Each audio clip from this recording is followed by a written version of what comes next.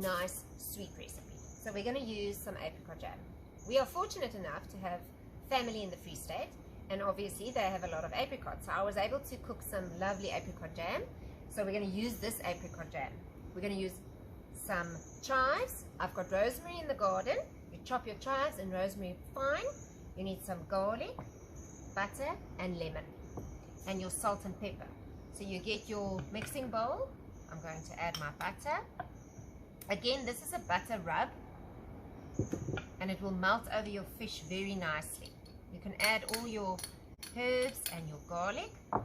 Chop your herbs and garlic nice and fine, and then add your apricot jam. I think about a teaspoon to a teaspoon and a half would be a tablespoon to a tablespoon and a half would be enough, and this will give a nice sweet taste.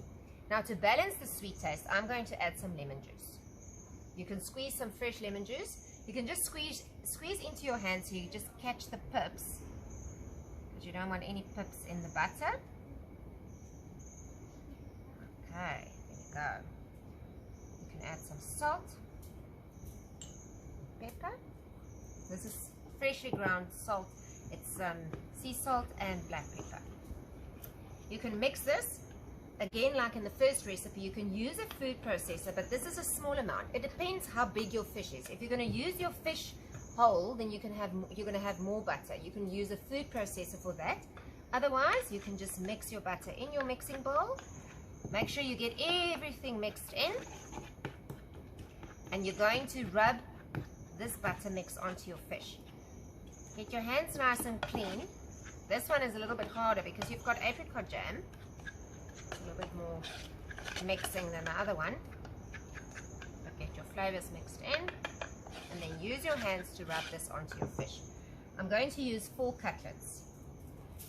You can use foil, you can use heavy duty. If you don't have heavy duty, you can use 2 sheets. You're not going to turn your fish over, so don't worry about anything spilling out, but you don't want your foil to break, because then you just break all the nice moisture that you've built up inside.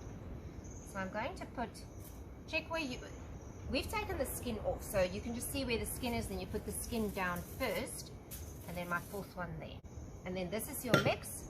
Hands are clean, and you're just going to put this onto your fish. As this little pocket melts, all these tastes will just go into your fish. Just spread it over nicely, all your apricot jam and butter. These flavors will complement each other.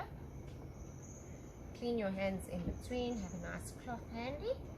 And then again, I'm going to season with just a sprinkle of salt.